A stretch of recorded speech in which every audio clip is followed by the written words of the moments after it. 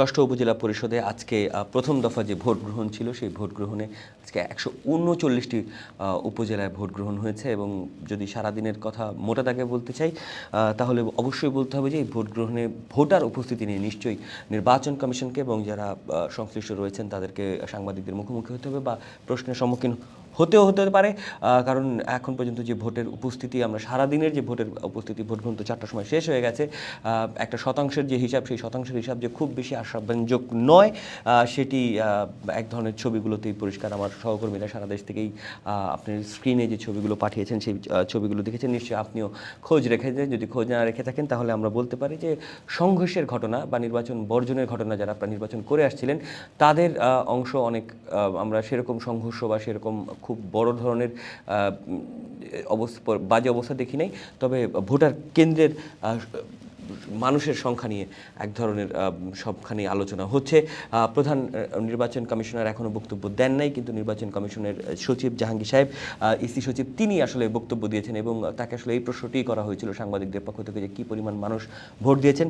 আমরা একটু নির্বাচন কমিশনের বক্তব্য শুনে নিই দর্শক। প্রাপ্ত তথ্য অ্যানালাইসিস করে দেখেছি গড়ে অঞ্চল ভিত্তিক 15 থেকে 20% হারে ভোট কাস্ট হয়েছে দুপুর 12টা পর্যন্ত। যে প্রাপ্ত তথ্যগুলো, মানে যে তথ্যগুলো আপলোড করা হয়েছে তার ভিত্তিতে হয়তো আমরা মানে ভোট প্রদানের হারটা আপনাদেরকে জানাচ্ছি। অ্যাকচুয়াল সংখ্যাটা হয়তো আমরা আরও পরে পাবো। আর বড় ধরনের কোথাও কোনো দুর্ঘটনা ঘটেনি। দুই একটি জায়গায় বিচ্ছিন্ন ঘটনা যেখানে ঘটেছে, আইনশৃঙ্খলা রক্ষাকারী বাহিনী সেখানে কঠোর ব্যবস্থা নিয়েছেন। আপনারা ইতিমধ্যে দেখেছেন যে আমাদের খাগড়াছড়ি জেলার লক্ষ্মীছড়ি উপজেলার একটি ভোট কেন্দ্রের বাহিরে গণ্ডগোল হওয়াতে সেখানে ভোট গ্রহণ কার্যক্রম স্থগিত করা হয়েছে। এছাড়া কোথাও ভোট গ্রহণ কার্যক্রম বন্ধ হয়নি। এছাড়া বগুড়া জেলার একটি ভোট কেন্দ্রে অবৈধভাবে ভোট প্রদানের সহায়তা করার দায়ে একজন প্রিজাইডিং অফিসারকেও আমাদের আইনশৃঙ্খলা রক্ষাকারী বাহিনী আটক করেছেন। আর দু একটি জায়গাতে কেন্দ্রের বাইরে বিচ্ছিন্ন ঘটনা ঘটেছে মর্মে আমরা জেনেছি, কিন্তু সেটা উল্লেখযোগ্য কোনো ক্ষয়ক্ষতি বা এরকম কিছু হয়নি। তবে যে বিষয়টি আপনারা সকলেই জানেন, আপনাদের মিডিয়াতেও চলে এসেছে, সকালে ব্যালট পেপার পৌঁছে দিয়ে ময়মনসিংহ জেলার একটি উপজেলার দায়িত্ব পালনের ক্ষেত্রে পার্শ্ববর্তী উপজেলার ইউনো ছিলেন ঈশ্বরগঞ্জের, ওনার গাড়িটি বাসের সাথে সংঘর্ষ হয়, সেখানে উনি গুরুতর আহত হয় এবং উনি এখন হাসপাতালে আছেন। প্রথম হচ্ছে আমরা আপনাদেরকে তথ্য দিতে পারছি ভোট কেন্দ্রের চৌহদ্দির মধ্যে একটা, বাইরে যে ঘটনাগুলো ঘটছে সেটা আপনারা আসলে আমাদের কাছে রিপোর্টিং হয় না এবং আমরা এটা নেইও না, কারণ আমাদের মূল পেরিফেরিটা শুনছিলাম। একটু নির্বাচন কমিশনের বক্তব্যটি শুনবার পরপরই যেটি আসছে সেটি হচ্ছে গণমাধ্যমগুলোতে বিভিন্ন ধরনের সংবাদ এসেছে এবং সেই সংবাদগুলো একটু আপনাদেরকে আমি চট করে দেখিয়ে দিতে চাই যে নির্বাচন কমিশনার সচিব যেমনটি বলেছেন বিচ্ছিন্ন কয়েকটি ঘটনা, কিন্তু বিচ্ছিন্ন কয়েকটি সেগুলো যদি একটু চট করে দেখে নিই। আমরা ব্রাহ্মণবাড়িয়াতে দেখেছি, গণমাধ্যমে সংবাদ এসেছে, ব্রাহ্মণবাড়িয়াতে জাল ভোট দিতে যাওয়ার সময় পোলিং অফিসারকে মারধর, সরাইলে অন্যের ব্যালটে সিল ও প্রচার 3 জনকে কারাদণ্ড দেওয়া হয়েছে, মানে আটক করা হয়েছে। যারা ভোটকে বিতর্কিত করার চেষ্টা করেছেন তাদেরকে হালুয়াঘাটে জাল ভোট দিতে গিয়ে আটক 4। মুন্সিগঞ্জে 2 চেয়ারম্যান প্রার্থীর সমর্থকদের মধ্যে গোলাগুলি, এই সংবাদটি আলোচনা হয়েছে। জাতীয় নির্বাচনের সময় মুন্সিগঞ্জে এবার আমরা এক ধরনের সংঘাতপূর্ণ পরিবেশ দেখতে পেয়েছিলাম। এর বাইরে যদি আমি আরও একটি দুটি গণমাধ্যম দেখি তাহলে সেখানেও উপজেলা নির্বাচনে যে সংবাদগুলো রয়েছে, মাদারীপুরে আমরা বিস্ফোরণের ঘটনা দেখেছি, মানে সংঘর্ষের ঘটনা দেখেছি। আর মোবাইল ব্যবহার করা ভোট কক্ষে, এই জন্য এক পোলিং এজেন্টকে নারায়ণগঞ্জে প্রশ্ন করা হয়েছে। এর বাইরে ফুলছড়িতে চেয়ারম্যান প্রার্থী সেলিম পারভেজ ভোট বর্জন করেছেন এবং এরকম বেশ কিছু সংবাদ আমরা দেখতে পেয়েছি। আসলে 139টি উপজেলা, সুতরাং কোথাও না কোথাও এরকম আমরা কিছু বিচ্ছিন্ন বলবো না আমি, বেশ কিছু তথ্য আমাদের কাছে রয়েছে। এর বাইরে এই ভোটে বিএনপি আসলে নির্বাচনে অংশই নেয় নাই। তারা দলের অনেককেই বহিষ্কারও করেছিল এই নির্বাচনে অংশগ্রহণ করবার জন্য। সুতরাং বিএনপি তো এই ভোটের মাঠে সরাসরি নেই, কিন্তু বেশিরভাগ ক্ষেত্রে আওয়ামী লীগের প্রার্থীরা রয়েছেন এবং এই যে স্বজনদের কেউ নির্বাচনে দাঁড়াতে পারবেন না, এর আগে উপজেলা নির্বাচন নিয়ে এমপিদের স্বজনদের যে দলটিতে যে আলোচনা ছিল সেই আলোচনার একটা নিদর্শন আজকে শরীয়তপুরে আমরা দেখতে পেয়েছি। শরীয়তপুরে এই ভোটের দিনে শরীয়তপুরের সদরের চেয়ারম্যান প্রার্থী বিল্লাল হোসেন তিনি সংবাদ সম্মেলন করেছেন এবং তিনি অভিযোগ করেছেন যে এমপিদের স্বজন হওয়ায় আসলে মাঠে তার প্রতিদ্বন্দ্বী সুযোগ পাচ্ছে। আমরা একটু সেই বক্তব্যটা চট করে শুনে নিতে চাই। শরীয়তপুর মাননীয় সংসদ ইকবাল হোসেন পুলিয়া তার নিজে একজন প্রার্থী দিয়েছেন। তার প্রার্থী উজ্জ্বল আখন্দ, মার্কা হলো ঘোড়া। তার সমর্থনে সে নিজে প্রচার ঘোষণা করে, তার স্ত্রী এবং পুত্রদ্বয় তারা সকলে প্রচার ঘোষণা করে। এমপির ছেলে, একমাত্র ছেলে এবং তার স্ত্রী দুজনেই আমার বিরুদ্ধে ভোট চায়, ঘোড়ার পক্ষে ভোট সমর্থনে ভোট চায়। আমার জাতির কাছে প্রশ্ন, যেখানে বাংলাদেশ আওয়ামী লীগের মাননীয় প্রধানমন্ত্রী জননেত্রী শেখ হাসিনা এবং দলের হাইকমান্ড যে সিদ্ধান্ত নিয়েছেন, দলের কোনো সমর্থন নাই, প্রতীক নাই, এখানে যার খুশি সে নির্বাচন করতে পারবে। আমি সেই আলোকে নির্বাচন করতেছি। দুঃখের বিষয়, মাননীয় সংসদ সে আমার কর্মী সমর্থককে নিজে গাড়িতে করে উঠে আনে, তার বাসায় এবং অফিসে মারপিট সহ হুমকি ধামকি, এমনকি হাত ভাঙ্গা পা ভাঙ্গা তার হুমকি দিচ্ছে এবং সে নিজে দাঁড়িয়ে থেকে আমার কর্মীকে মারছে এবং আমার পোস্টার ছিঁড়ে ফেলে আমার মাইক ভাঙ্গে এবং তার সন্ত্রাসী চিহ্নিত কিছু সন্ত্রাসী বাহিনী দ্বারা সে নিজে কাজ করে। আমি জাতির কাছে মুক্তি চাই, আমি জান ভিক্ষা চাই, আমি নির্বাচন করতে চাই।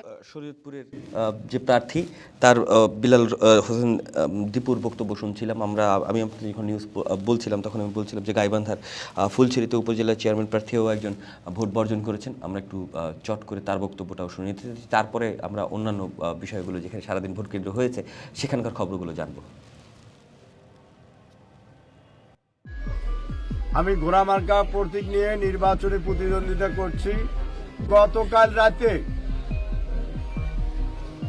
আমরা জানতে পারলাম স্থানীয় সংসদ সদস্য উনি রাতের অন্ধকারে গোপনে ওনার এলাকায় ওনার নিজ বাড়িতে অবস্থান করছেন এবং সেখানে রাতের বেলায় বিভিন্ন নির্বাচনী কাজে নিযুক্ত অফিসার, প্রিজাইডিং অফিসার, সহকারী প্রিজাইডিং অফিসার, বিভিন্ন প্রতিষ্ঠানের শিক্ষকদের বাসায় ডেকে নিয়ে যায় তার মনোনীত প্রার্থী মোটরসাইকেল মার্কার প্রতীককে বিজয় করার জন্য উনি নির্দেশনা দিয়েছেন।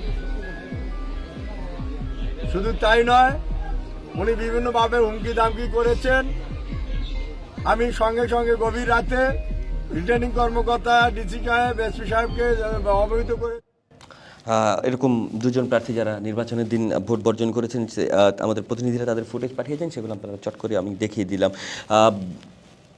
এই ভোটে বিএনপি অংশ নেয় নাই, তারপরেও বিএনপি রাজনীতির মাঠের সবচেয়ে বড় ক্ষমতাসীন দলের বিরোধিতা করেন। সুতরাং তাদের যে এখনকার বক্তব্য, মেজর হাফিজ তিনি বলেছেন যে ভোট কেন্দ্রের এই সংখ্যা, সেই সংখ্যা নিয়ে তিনি প্রশ্ন তুলেছেন এবং একই সাথে বিএনপির প্রতিদিন তিনি সংবাদ সম্মেলন করেন। বিএনপি যুগ্ম মহাসচিব রুহুল কবির রিজভী, সিনিয়র যুগ্ম মহাসচিব, তার আজকের দিনের বক্তব্যটা উপজেলা নির্বাচনকে ঘিরে একটু চট করে শুনে নিতে চাই। চতুর্থ দফা 4 ফেজ উপজেলা নির্বাচন, যেটি ডামি নির্বাচন, জনগণ প্রত্যাখ্যাত নির্বাচন, সেটি তারা শুরু করেছে। আজকে তার প্রথম দফা শুরু হোক। আমরা প্রথম দফা না শেষ দফা আমরা এটার ব্যাপারে কনসার্ন নই। আমরা কেন বর্জন করছি, আমরা সেটির কয়েকটি বিষয় এখানে তুলে ধরছি। কি নির্বাচন, কি অবস্থা, সেটা আমার দেখার দরকার নাই। মানবজাতি স্বৈরাচারের দুঃশাসনে মানবজাতি স্বৈরাচারের দুঃশাসনে বেশি দিন লুকিয়ে থাকতে ও নীরব থাকতে পারে না। অধিকার আদায়ে বুক বেঁধে সাহসের সাথে এগিয়ে যায়।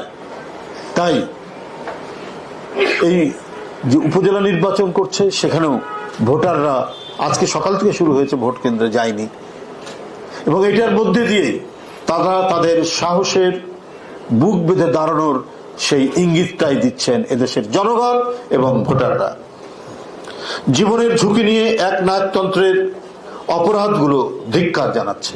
এই যে তাদের ভোট বর্জন, এই যে না যাওয়া, এটার মধ্যে দিয়ে এই একনায়কতান্ত্রিক কর্তৃত্ববাদী সরকার যে অপরাধগুলো করেছে, সেই অপরাধের প্রতি এটি একটি ধিক্কার হিসেবে বিবেচিত হচ্ছে।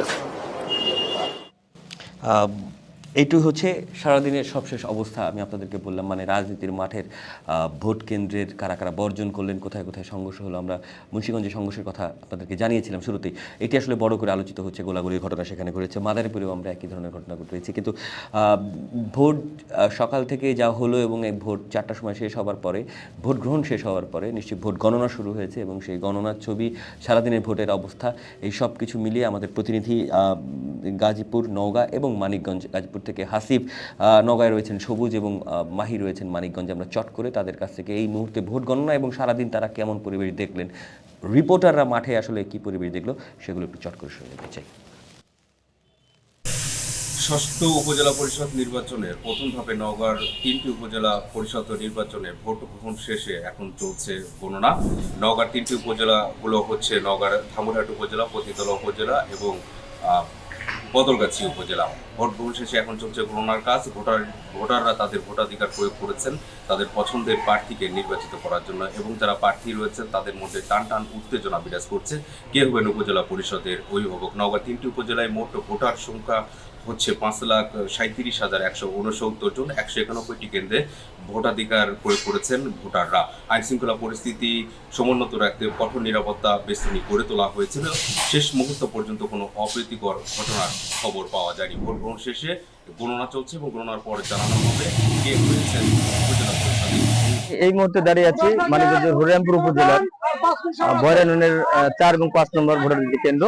সেই কেন্দ্রতে আমি যদি আপনাদের জানিয়ে রাখতে চাই, আজ মানিকগঞ্জ জেলার 2টি উপজেলায় অনুষ্ঠিত হচ্ছে উপজেলা নির্বাচন। সেখানে সিংগার উপজেলা এবং হরিরামপুর উপজেলায় ইভিএম এর মাধ্যমে ভোট অনুষ্ঠিত হচ্ছে।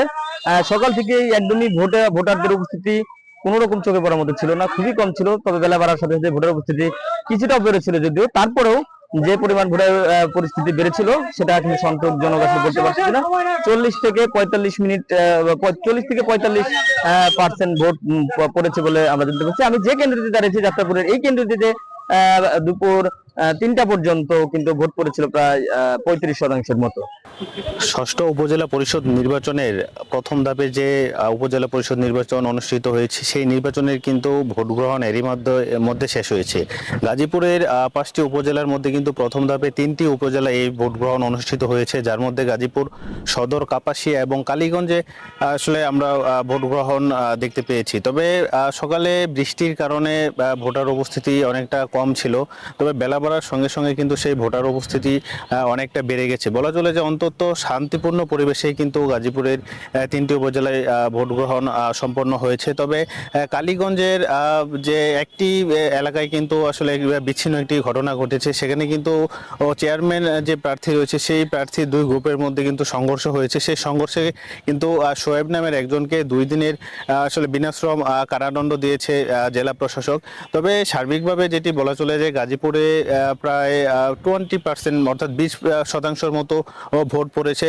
যদিও যে ভোটার উপস্থিতি কিন্তু সারাদিনই লক্ষ্য করা গেছে যে আসলে বিচ্ছিন্নভাবে ভোটাররা কিন্তু ভোট কেন্দ্রে উপস্থিত হয়েছে। অন্য সময় যে বিষয়টি আমরা দেখে থাকি যে আসলে ভোটারদের যে দীর্ঘ লাইন, এবার কিন্তু সেই দীর্ঘ লাইনটি একেবারেই আসলে লক্ষ্য করা যায়নি। তবে ভোটার উপস্থিতি কম থাকার আরেকটি বিষয় যেটি স্থানীয়রা বলছেন যে এখন যেহেতু ধান কাটার মৌসুম, সেক্ষেত্রে তারা কিন্তু এই যে ধান কাটা সেটিকে বেশি গুরুত্ব দিয়েছে। তারপরেও কিন্তু যারা এই ভোটে অংশগ্রহণ করেছে, তাদের যারা নেতাকর্মী এবং সমর্থক রয়েছে, সেই সমস্ত তারা কিন্তু চেষ্টা করেছে যে সকাল থেকে ভোটার উপস্থিতি বাড়ানোর জন্য। তবে গাজীপুরের যে ভোট গ্রহণ বলা চলে, সেটি কিন্তু সারাদিনে খুবই শান্তিপূর্ণভাবে অনুষ্ঠিত হয়েছে। আইন শৃঙ্খলা বাহিনীর পাশাপাশি অন্যান্য যারা বাহিনী রয়েছে, তারাও কিন্তু এই ভোট গ্রহণকে গাজীপুর থেকে সংযুক্ত হয়েছিলেন, তার আগে মাহি যুক্ত হয়েছিলেন, তার আগে নওগাঁ থেকে সবুজ যুক্ত হয়েছিলেন। 1635 জন প্রার্থী মোট এবার নির্বাচনে প্রতিদ্বন্দ্বিতা করছেন এই 139টি উপজেলা পরিষদের চেয়ারম্যান পদের। সব মিলিয়ে যে পদগুলো রয়েছে সেই পদগুলোর জন্য, এবং যেই কথাটি আমাদের মাঠের রিপোর্টারও জানাছিলেন যে 15 থেকে 20% ভোটার বেশি তারা আসলে ভোটের কাজটি দেখেন নাই, তার জন্য স্থানীয়ভাবে নানা ধরনের কারণ হতে পারে, সেটি তারা তাদের মতো করে বলবার চেষ্টা করেছেন। কিন্তু নির্বাচন কমিশনকে অবশ্যই আসলে এই প্রশ্নটাই সবচেয়ে বেশি সামনে আসবে যে আসলে কী পরিমাণ মানুষ ভোট দিল, কারণ এই ভোটটি যাতে বর্জন করা হয় এবং এই নির্বাচনী ব্যবস্থার উপরে প্রশ্ন রেখে কিন্তু দীর্ঘদিন ধরে জাতীয় নির্বাচনের আগে থেকেও জাতীয় নির্বাচনের পরেও মাঠের রাজনৈতিক দল বিএনপি তারা বলে আসছিল।